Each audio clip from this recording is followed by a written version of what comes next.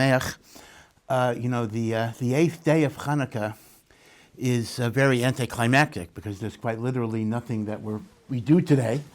We had Hallel in the morning, and what do you do? The last candle lighting was last night, but it still is Chanukah. It's Chanukah until the end of the day. So I'm going to speak a little bit more, some concluding thoughts about Chanukah. It's interesting that I think we mentioned last week that the mitzvah of Chanukah can be fulfilled on three different levels. There is basic, there is more beautiful, and then there's beautiful of the beautiful. That's Mahadrin min Mahadrin. The basic, surprisingly, which no one does, is only one candle every night.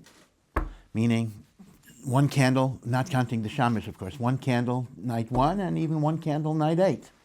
So if you're short on candles, in fact, this would be the halacha, actually.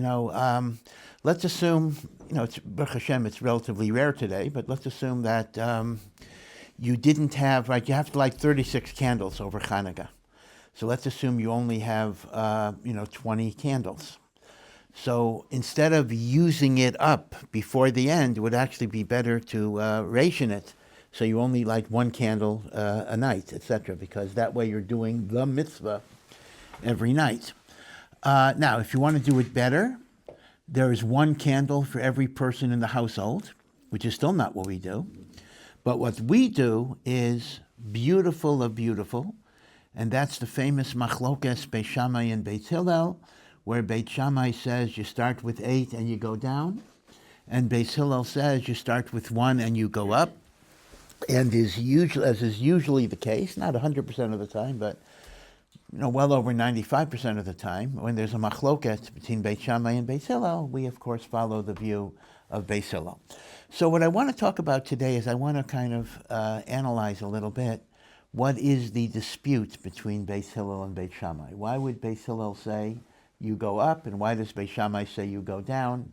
And what are the ramifications in terms of the spiritual message that we take from Chanukah?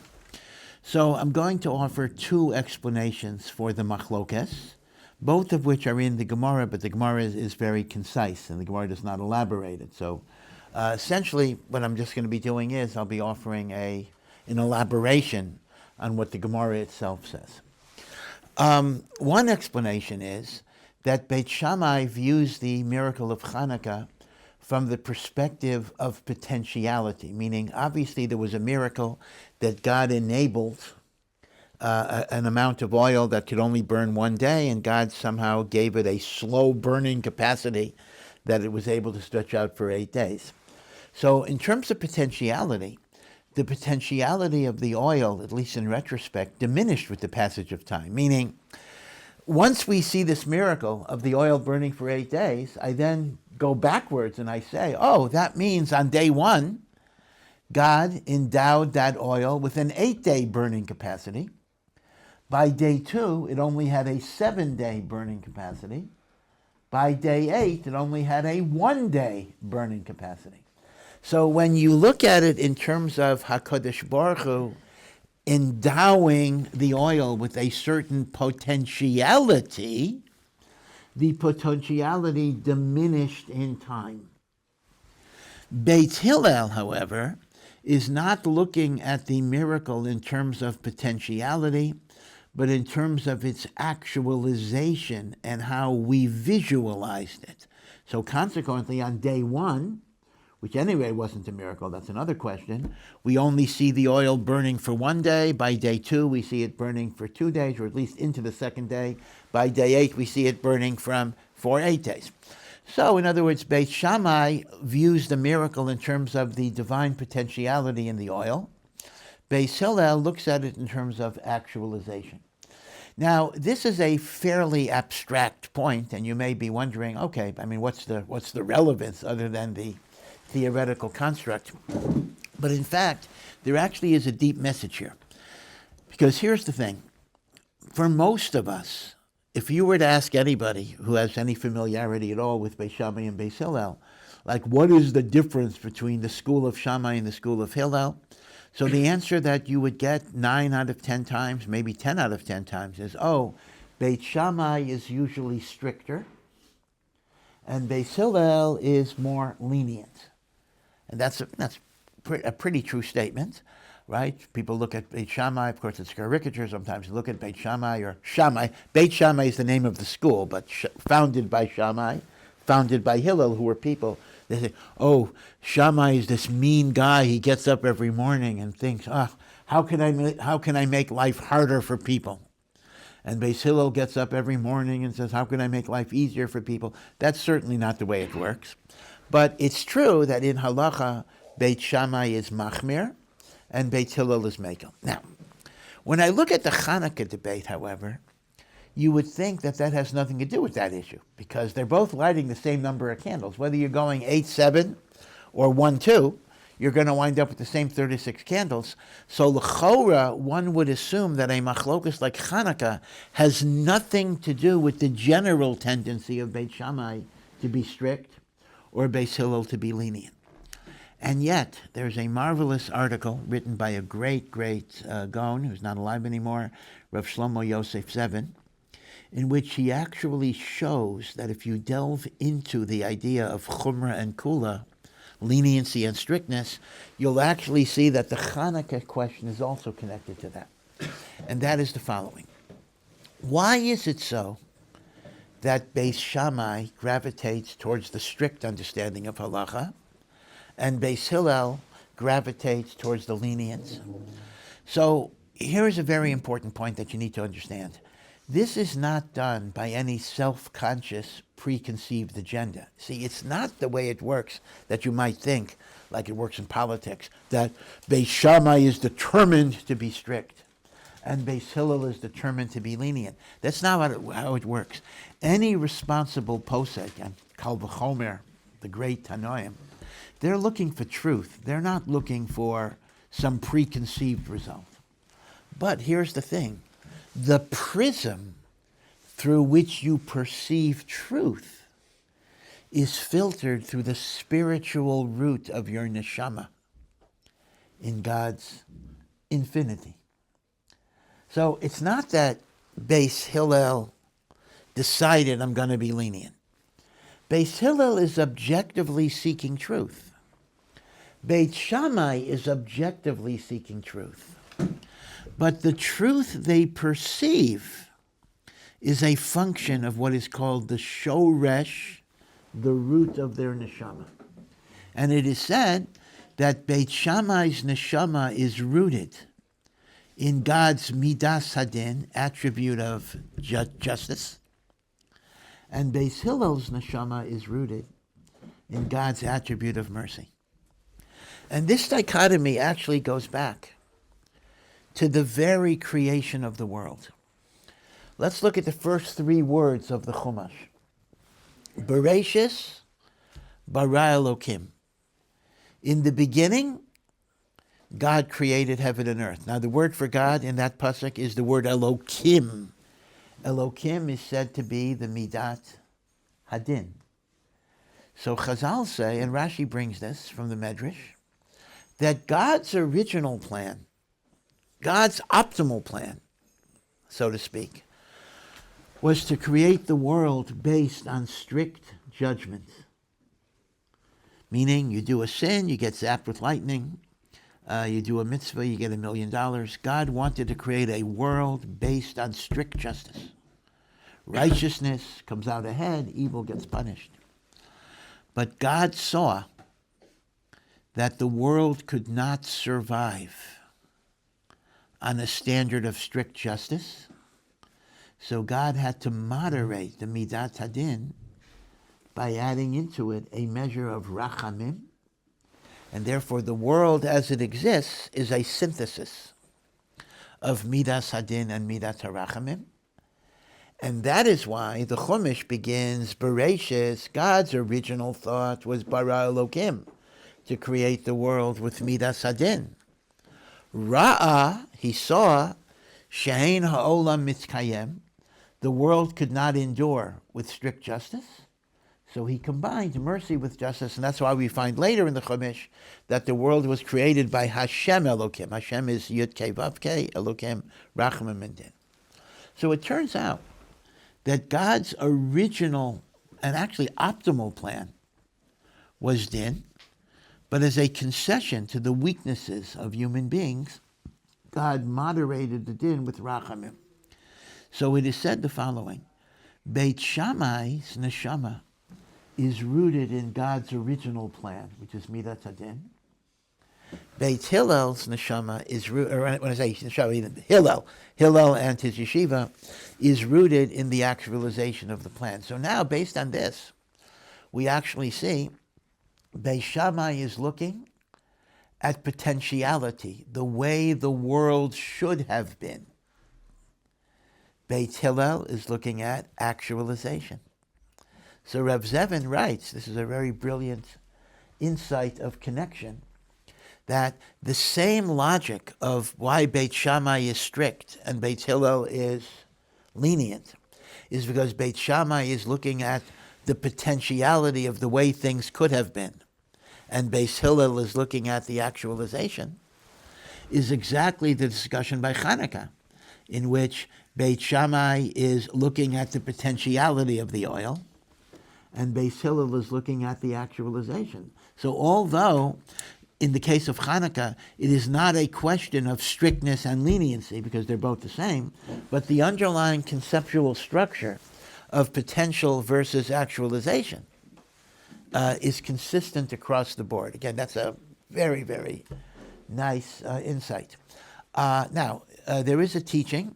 Some say the source is a little unclear for this. Some people quote it from the Zohar, but apparently it's not in the Zohar, so I'm not going to say it in the name of the Zohar. But it mentions that in the Messianic age, the halacha is going to change and will no longer follow Beit Hillel. It'll follow Beit Shammai.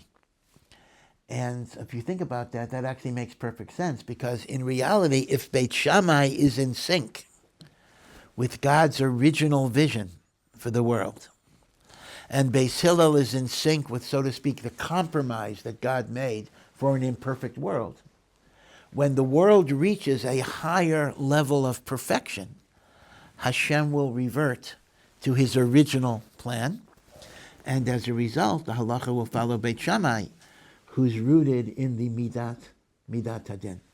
That actually means, in some ways it's a little disheartening, that actually means when Mashiach comes, we will all be held to a higher standard, because the midat hadin is going to apply. On the other hand, that's a whole other discussion. Maybe we'll devote a share to that sometime. That will there be sin when the Mashiach comes? Will we have free will? I mean, there are those who argue that there won't be any sin anyway, so you have nothing to worry about. On the other hand, the converse issue is, well, if there's no Yetzer Hara, there's no free will, then you might as well ask, what's the point? I mean, we say the whole point of life is that we struggle with the Yetzer Hara and we fight it. You're telling me no Yetzer Hara, so let's just skip Mashiach. Let's go straight to the world to come and get our reward. And why have something on earth? So that's an interesting question, because it's not so simple to simply say, let's get rid of the Yetzer Hara. Let's get rid of free will. Because when you take out those negative factors, you kind of are left with a real existential question of what is the function of life if I don't have those struggles to go the other way. Okay, I'll leave that for you to cogitate over. Maybe some other time we'll talk about it. Okay, but now let me give you another example of a machlokas Beit Shammai and Beit Hillel that follows the same pattern, having nothing to do with Chumrah and Kula. And that is Maseches Brachos in the 8th Perek. There's a machlokas about the order of Kiddush Friday night. Now, as you know, when we make Kiddush Friday night, we first make a bracha over wine, Borei Pri Hagafen, and then we make a longer bracha over the holiness of Shabbos, and then we drink the wine at the end. So the order is first the bracha over the wine, and then the bracha over Shabbos. But you know, if you look at the Mishnah, you actually see that that's Beit Hillel's position. Beit Shammai had a different order for Kiddush. He said, you first make the bracha over Shabbos, then you make the bracha over wine, and you drink the wine. Now, once again, that obviously has nothing to do with Chumrah versus Kula, just a question of the order of the Kiddush. But here's what Rav Zevin says. they're really, once again, focusing on the ideal potentiality versus the imperfect realization. And that is, in an ideal sense, what should inspire me when Shabbos comes is the holiness of Shabbos. And my attraction to the physical should be an outgrowth of the joy that I feel that it's Shabbos. So the concept is, Oy, Baruch Hashem, it's Shabbos. I want to toast Shabbos with a cup of wine. So Beit Shammai is looking at the ideal potentiality in which it is the Shabbos that inspires you to want to celebrate physically. Beis Hillel is being the realist here. Beis Hillel says, for many people, it's not Shabbos that inspires them. It's the wine, it's the gefilte fish, it's the cholent, it's the chicken soup. In other words, they get to the spiritual through the physical rather than getting to the physical through the spiritual. And therefore, Beis Hillel emphasizes the blessing over the wine, which leads you to the joy of Shabbos, as opposed to Beit Shammai, who emphasizes the holiness of the Shabbos, leading you to wanting to celebrate it by the wine. So once again, Reb Zevin shows that this is a very good example of the ideal versus the imperfect actualization. Okay, so that's explanation number one of Beit Shammai and Beit Hillel regarding the Chanukah candles. Beit Shammai views the candles in terms of their potentiality. Beit Hillel views them in terms of the actualization as we go through the 8 days. Now I'm going to mention explanation number two, totally different explanation. Explanation number two, Beit Shammai says, you know why we go down with Chanukah candles? Because on Sukkot, in the Beis HaMikdash, they brought 70 bulls as a korban musaf, and they were brought in descending order. Day 1, 13, day 2, 12, 11, 10, 9, 8, 7. For the 7 days of Sukkot, the Parei HaChag were brought in descending order. So says Beit Shammai, just like the Parei HaChag were brought in descending order, we light the Chanukah candles in descending order. I'll come back to it. Beis Hillel says, no, that's not right. Malin Bakodesh, when it comes to holiness, we always want to go up. We don't want to go down, and that's why we go up. So this is explanation number two. Now, in explanation number two, we can kind of hear Beis Hillel. Beis Hillel seems to be making the commonsensical point that in holiness you never want to go backwards, you always want to go up. But what on earth is Beit Shammai doing by connecting the Chanukah candles to the Sukkot offerings? I mean, what is he saying? He's just drawing an analogy, having no conceptual connection. Oh yeah, just like that goes down, so this goes down. What is Bichlal the connection that Beit Shammai is trying to draw between the korbanos of Sukkos, which go down, and the neiros of Chanukah, which he says also go down?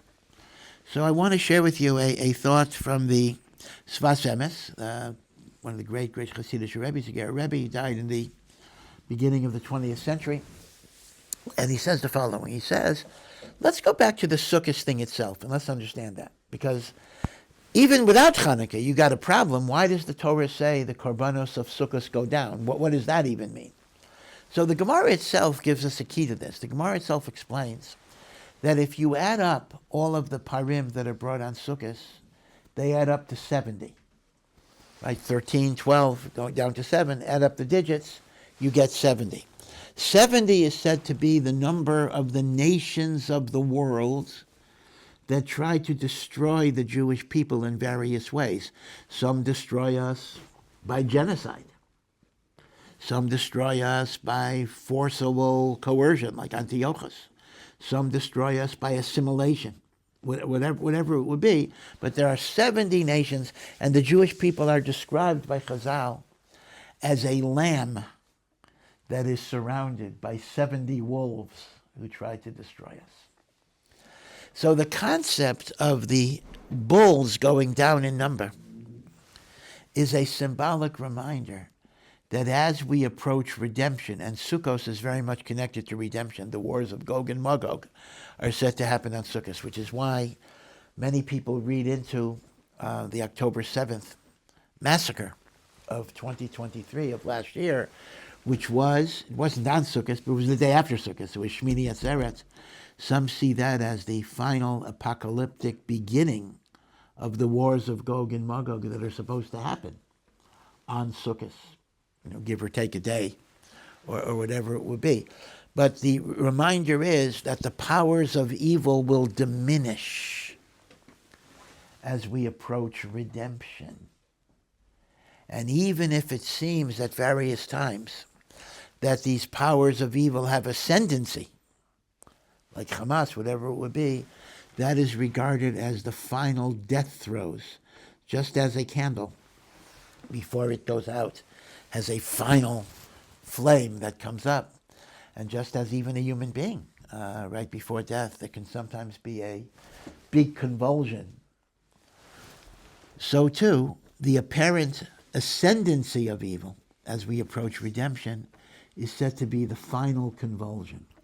So the Parei HaChag symbolically represent the diminution, the reduction of the powers of evil as we achieve redemption. So here's what the Sfas Emes says Beit Shammai is trying to connect.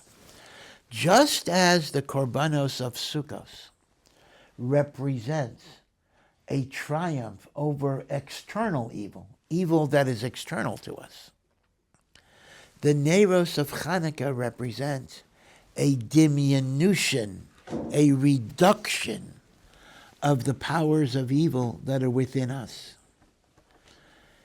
Evil, or negativity, maybe evil is a strong term, is not only something external from us, it is also within us.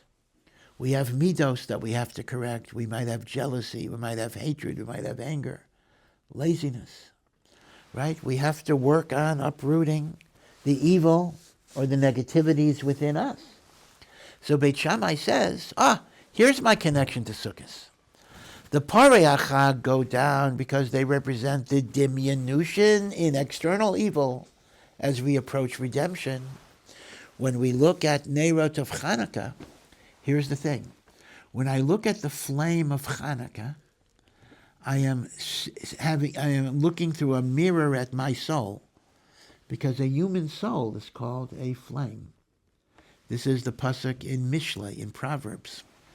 Ner Hashem, Nishmas Adam. The soul of a person is a candle lit by God. So when I look at the Neiros, one of the things that I'm looking at is my soul. And in my soul, there's an obligation to purify my soul, to uproot the negativities in my soul, to try to kill the evil.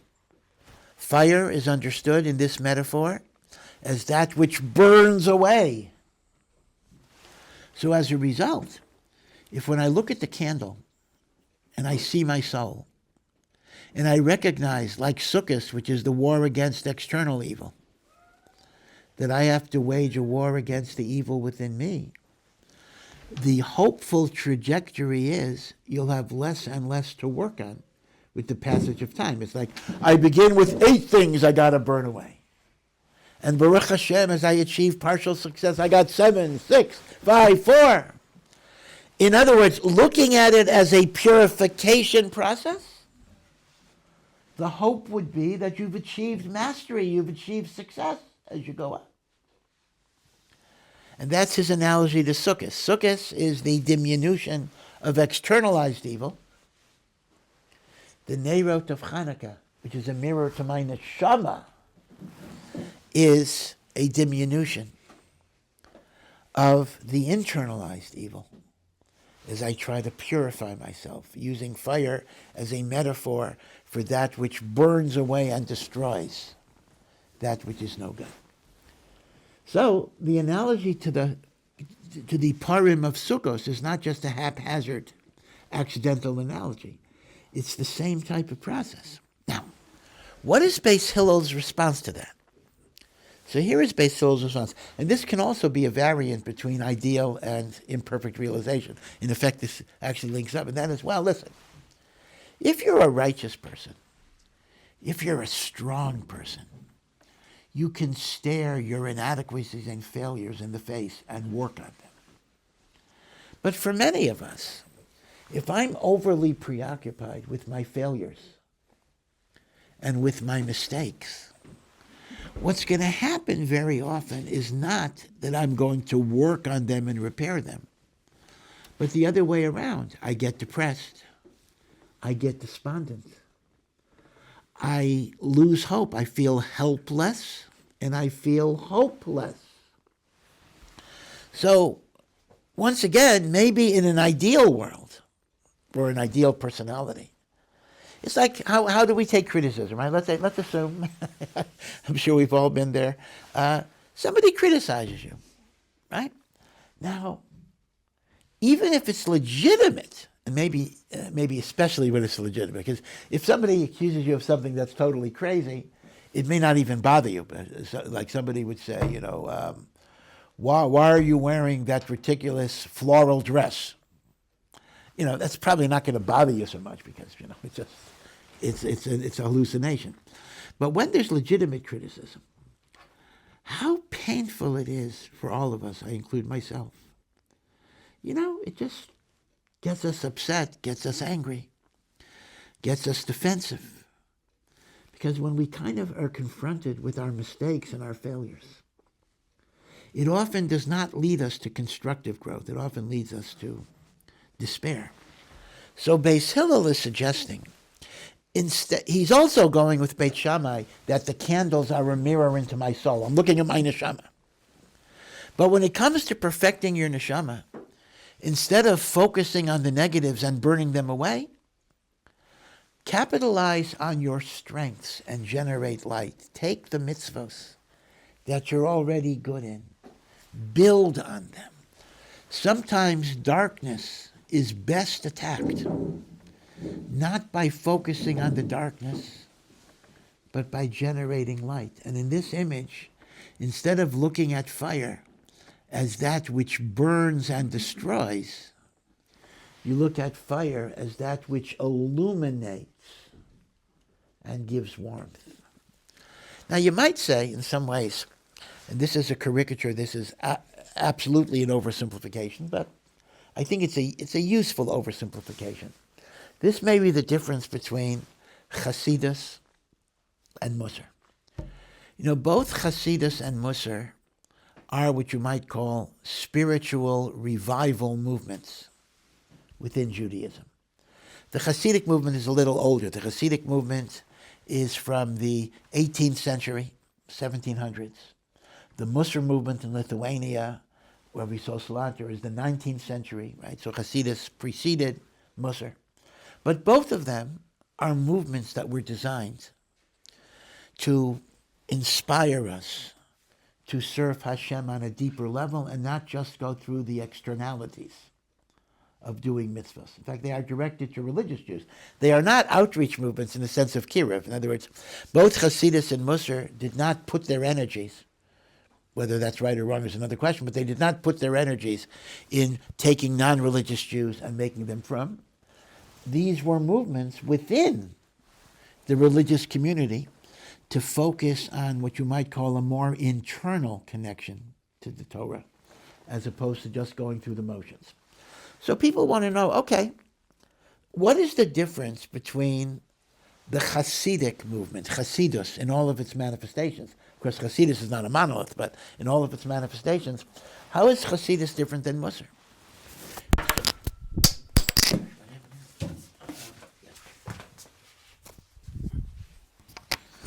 Yeah, how is Hasidus different than Musar? So one simple answer might be exactly this machlokas Beis Shammai and Beis Hillel. I'm not sure if I lost. Huh? There's a magnet somewhere. Yeah, I know, but I was back here. I think the magnet fell. Attached to your shirt. Oh, it's on my what? I think it's on your shirt, the magnet. Is that it Oh, right yeah, there? it is. It's on. It's still stuck to your shirt. Oh, my shirt or my jacket? The shirt. Oh, I see it. Okay, gotcha. Okay, let me just get this right.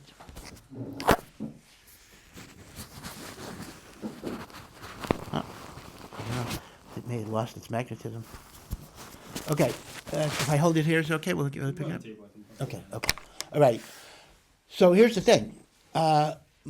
Musar focused primarily on identifying your flaws and trying to correct them. That's what Musar does. Hasidus focused primarily on taking your good points and capitalizing them and developing them. So in some ways, this is an oversimplification.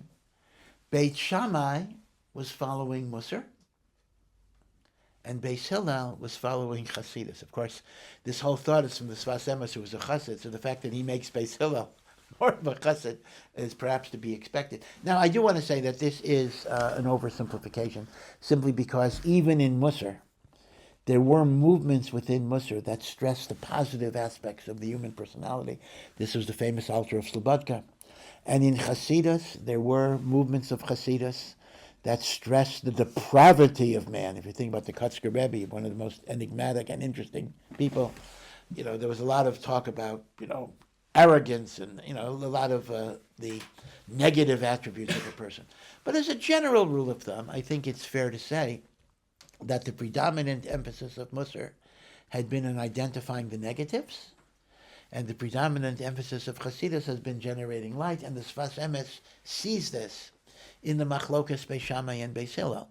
And the thing that Beis Hillel is saying is that as you get spiritually stronger, you will at some point be able to confront your negatives and deal with them. But when you're in a state of vulnerability and weakness, sometimes the message is focus on the positive and keep on going. Now, this is a very, very important message. It's a very important message for parents who are raising children. This is how you kind of raise your child. This is very important for teachers who are teaching students. And it's very important for all of us as individuals as well, that, to be too preoccupied in all the things we do wrong may seem a virtuous thing on one level, but in reality it's a Yetzer Hara. It's sometimes a very subtle trick, because it makes you be so hard on yourself that you no longer engage in the constructive growth that could bring you to a better place. So we need to be very, very cognizant of the spiritual greatness that we have so that we're able to achieve what we're able to achieve. Okay, so as we're leaving Chanukah, we no longer have, actually some people have a minhag, by the way, without a bracha, of course, that they actually light Chanukah candles in the morning as well. In other words, at night they light it with the bracha, and then in the morning they light it without a bracha. So they have the lights burning. I guess that's not our minhag here per se, but even though we don't have the physical lights to be looking at, but I hope that these lights will burn in our hearts, will continue to inspire us, will remind us of the radiance and beauty of our neshamos, and the great love of Hashem, in which His divine light permeates the darkness. I'll just mention one teaching. I may have mentioned it last week, I don't remember, that we light 36 candles during Chanukah, not counting the Shamash, 36 candles. And the Zohar points out that the first 3 days of creation, there was no sun. The sun was not created until day 4. And yet, for the first 3 days of creation, there was still 12 hours of light and 12 hours of darkness, even though there was no physical source that emanated the light.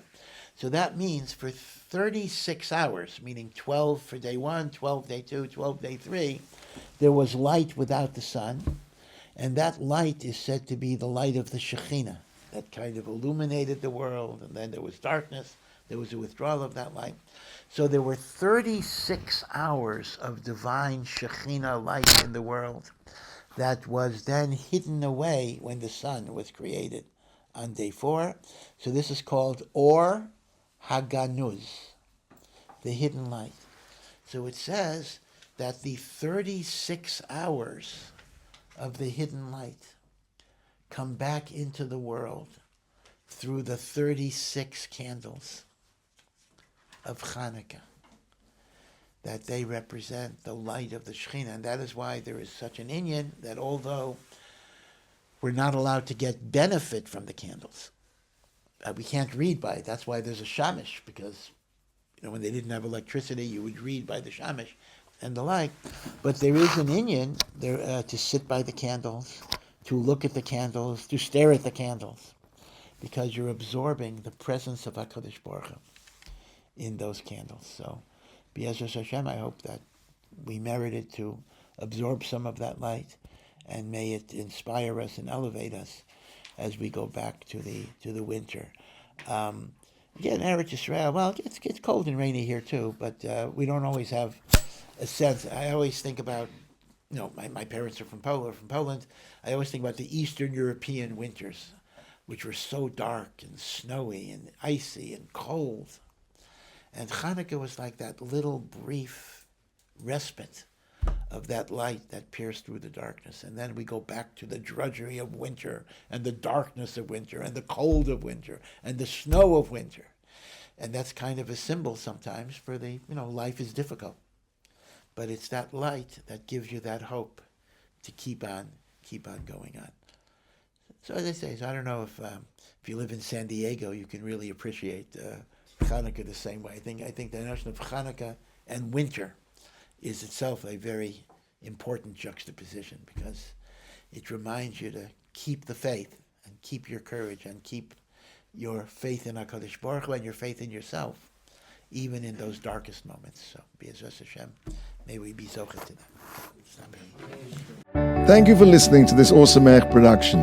To find out more and to partner in our mission, please visit ohr.edu.